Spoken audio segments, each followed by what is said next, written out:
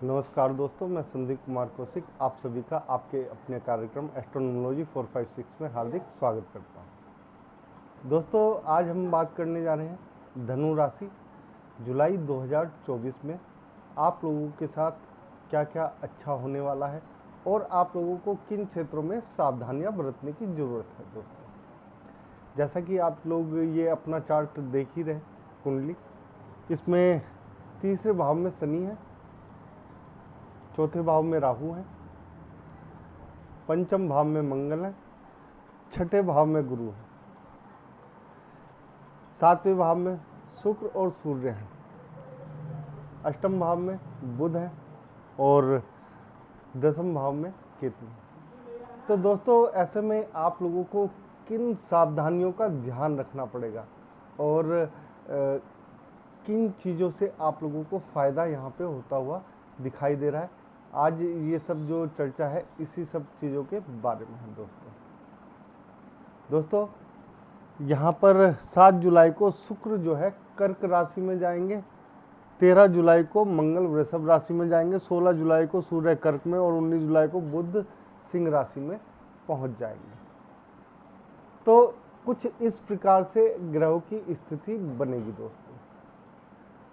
दोस्तों, शुरुआत करते हैं। सबसे पहले हम पराक्रम की बात कर रहे हैं आपके, क्योंकि शनि जो है आपके पराक्रम भाव में है, यानी कि इस समय जो है आपका जो पराक्रम है बहुत ही अच्छा रहेगा, यानी कि मेहनत से इस समय आप पीछे नहीं हटेंगे।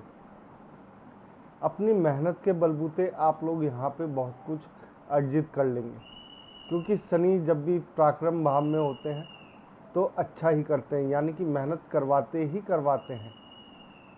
साथ ही साथ आप लोग देख ही रहे होंगे कि शनि छोटे भाई बहनों के साथ भी आपके रिलेशन जो है अच्छे रखता है।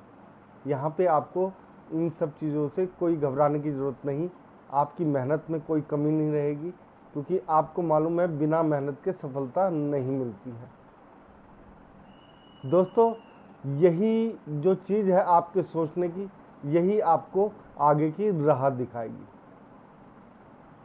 दोस्तों, बात करते हैं चतुर्थ भाव की।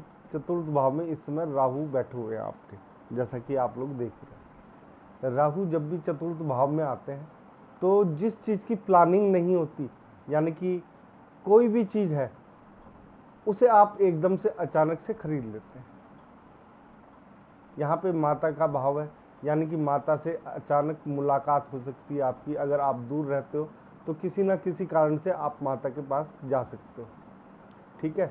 दूसरी बात यह है कि यहाँ पर आप लोगों के लिए एक अच्छी बात यह है कि दोस्तों, कि जो भी आप धन संपदा कुछ खरीदना चाहते हैं, वाहन, मकान, ज़मीन वगैरह कुछ भी, वो सब आपको अचानक से ही एकदम से ही, जिसे कहते हैं एकदम से प्लान बन जाएगा आप लोगों का।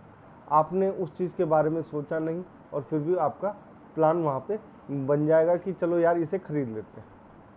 तो यहाँ पे एकदम से आपको चीज़ें मिलने के जो भी है आसार दिखाई दे रहे हैं। साथ ही साथ बात करते हैं पंचम भाव की, जहाँ पे मंगल बैठे हुए हैं। मंगल जब भी पंचम भाव में बैठते हैं दोस्तों, प्रेम संबंधों में थोड़ा सा खिंचाव पैदा कर देते हैं, यानी कि आप लोगों को प्रेम संबंधों को बहुत देख समझ के रखना पड़ेगा। यहाँ पे आप बिना मेहनत के जो है दोस्तों, आपको कुछ भी अर्जित नहीं होगा। मेहनत करोगे तो सफलता हाथ लगेगी। साथ ही साथ जो विदेश जाने के इच्छुक छात्र हैं, उनको भी यहाँ पे सफलता मिलती हुई दिखाई दे रही है। एक चीज़ दोस्तों आपको पहले ही समझा देता हूँ, अपनी जमा पूंजी इस समय आप लोगों को किसी को नहीं देनी है, क्योंकि गुरु जो है आपके छठे भाव में, जैसा कि आप लोग देख ही रहे हैं। तो यहाँ पे अगर आप अपनी जमा पूंजी में से कुछ हिस्सा किसी को दे देते हो, यानी कि थोड़ा सा आपका दिल जो है पसीज जाता है, तो वहाँ पे आप लोगों को देखो बहुत ही समस्याओं का सामना करना पड़ेगा। यहाँ पे दिया हुआ धन वापस लौट के नहीं आता है, गुरु जब भी छठे भाव में आता है। लगभग ये समझिए कि आपका 70% पैसा मारा जाता है। अगर आपने 10 लोगों को दिया है, 10 में से 70 लोग आपके पैसे मार लेंगे और खाली 3 लोग ही आपको पैसा लौटाएंगे। तो इस बात की बहुत ही ज़्यादा आप लोगों को सावधानी बरतनी है। बात करते हैं व्यापार की दोस्तों। व्यापार में सूर्य और शुक्र बैठे हुए हैं, तो यहाँ पे एक तरीके से आप जो है व्यापार में थोड़ी सी तरक्की जो नहीं मिल पा रही थी, जिसको आप सोच रहे थे कि क्या करा जाए, वो जो क्लिक नहीं हो रहा था आप लोगों को, तो वो यहाँ पे इस समय वो रास्ता आपको दिखाई देगा। आप उस रास्ते पे चलेंगे, वहीं से आपको जो है एक तरीके से धन जो है वो बराबर मिलेगा। और साथ ही साथ दोस्तों पत्नी के साथ यहाँ पे संबंध काफ़ी मधुर रहेंगे। एक चीज़ और, जो पार्टनरशिप में है वो थोड़ा सा संभल के एक तरीके से संभल के रहना उन्हें, क्योंकि हो सकता है यहाँ पे पार्टनर जो है आपका ज़्यादा खर्चीला हो जाए। दोस्तों बुध यानी कि अष्टम भाव, कष्ट यानी कि दांतों से संबंधित आपको परेशानी यहाँ पे सामना करना पड़ेगा। पेट के दर्द से भी सामना करना पड़ेगा, क्योंकि गुरु छठे भाव में, गुरु जो है जो एक तरीके से आपके शत्रु हैं उनको तो देखो अपनी वाणी के थ्रू वो ख़त्म कर देंगे, उन्हें शांत कर देंगे, लेकिन बुध जो है वो आपकी वाणी और मुंह से संबंधित जो समस्याएं हैं उन्हें पैदा कर देता है। तो इन चीज़ों को आपको बहुत ध्यान रखना है, किसी को भी अपनी वाणी से गलत ना बोलें। बात करते हैं भाग्य भाव की। तो दोस्तों भाग्य भाव इस समय एक तरीके से देखा जाए तो सिंह राशि जो है वो आ रही है यहाँ पे भाग्य भाव में, ठीक है। तो सिंह राशि का भाग्य इस समय थोड़ा सा अच्छा चल रहा है, तो एक तरीके से देखा जाए तो आप लोगों का भी भाग्य जो है काफ़ी साथ देता हुआ यहाँ पे नज़र आएगा। आप लोगों को इतनी दिक्कतों का सामना नहीं करना पड़ेगा दोस्तों। भाग्य आपका कहीं ना कहीं आपको फ़ायदा पहुँचाता हुआ यहाँ पे दिखाई देगा। दोस्तों 10वें भाव में केतु, यानी बेफालतू की नौकरी करेंगे, बेफालतू के काम करेंगे नौकरी में, बेफालतू में अपने बॉस के चक्कर काटेंगे, जिन चीज़ों का कोई अर्थ नहीं है उन चीज़ों के बारे में आप व्यर्थ में सोचेंगे और उनका कोई नतीजा नहीं निकलेगा। पिता के साथ संबंध तो बहुत अच्छे रहेंगे, लेकिन आप लोगों को बहुत सारी चीज़ों का ध्यान रखना पड़ेगा, क्योंकि यहाँ पे जब भी केतु आते हैं तो थोड़ा सा दिक्कत पैदा कर देते हैं, मतलब फालतू की चीज़ों में अपना ध्यान लगाते हैं, ठीक है। तो इन चीज़ों का आप लोगों को ध्यान रखना पड़ेगा।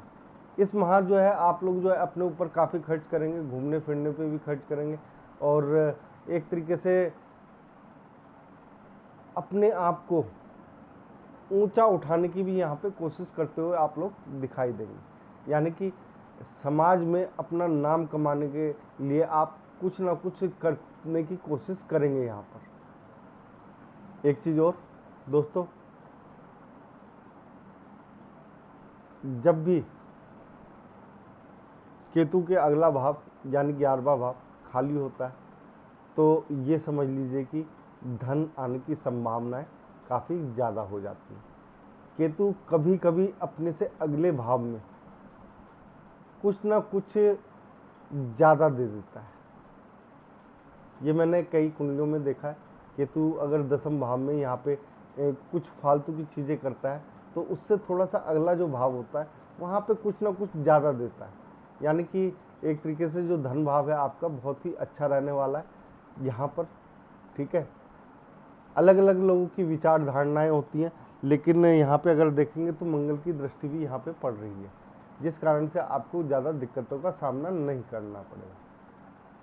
दोस्तों बात करते हैं 12वें भाव की। 12वें भाव में कोई ग्रह नहीं है, लेकिन छठे और अष्टम में गुरु और बुध है, ठीक है ना।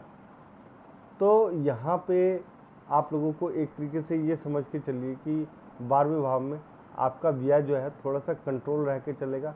हाँ, आप दान करने के इच्छुक रहेंगे हर समय कि लोगों की मदद करी जाए, लेकिन लोग यहाँ पे आप लोगों की मदद का जो है नाजायज़ फ़ायदा उठाते हुए दिखाई देंगे। व्यय थोड़ा सा ज़्यादा हो जाएगा। गुरु जो है जब भी कुछ करते हैं या जहाँ पे भी उनकी दृष्टि पड़ती है तो कुछ ना कुछ ज़्यादा हो ही जाता है दोस्तों। तो यहाँ पे गुरु जो है आप लोगों के लिए देखो कहीं अच्छा होता है तो कहीं बुरा भी होता है। तो थोड़ा सा देखो पैसों के मामले में गुरु यहाँ पे आपके लिए थोड़े अच्छे नहीं है, गुरु की दृष्टि अच्छी नहीं है, लेकिन वो चीज़ों में आप लोगों को काफ़ी अच्छा बना देते हैं। आपकी वाणी जो है काफ़ी अच्छी रहेगी, लोगों के साथ आपका व्यवहार बहुत अच्छा रहेगा, जिससे नहीं भी बनती है उससे भी आपकी बनेगी। साथ ही साथ दोस्तों, अध्यात्म के लिए आप जो है प्रेरित रहेंगे हर समय। और दोस्तों, एक तरीके से देखा जाए तो आपके लिए ये महीना 70% तक काफ़ी अच्छा साबित हो सकता है पिछले महीनों के मुकाबले। यानी कि आपको लाभ जो है यहाँ पे ज़्यादा होता हुआ दिखाई दे रहा है। आप लोगों के लिए कोई ज़्यादा घबराने वाली बात नहीं है, कोई ऐसी चिंता करने की बात नहीं है। गुरु जो है आपके जो स्वामी है वो छठे भाव में, हालांकि यहाँ पे जो है आप लोग जानते ही हैं, एक तो जिसे कहते हैं कि एक तो बीमारियों का भाव है और दूसरा एक तरीके से शत्रुओं का भाव है। तो यहाँ पे आप लोगों के लिए सबसे अच्छी चीज़ है कि आप शांति से अपने सारे काम निपटा लेंगे, व्यर्थ के झगड़ों में नहीं फंसेंगे। तो यहाँ पे बस इतना ही दोस्तों आज के लिए। अगर आप लोगों को हमारा ये छोटा सा कार्यक्रम पसंद आया है तो ज़्यादा से ज़्यादा लाइक करें, शेयर करें, कमेंट करें और सब्सक्राइब करना ना भूलें। जय श्री राम दोस्तों।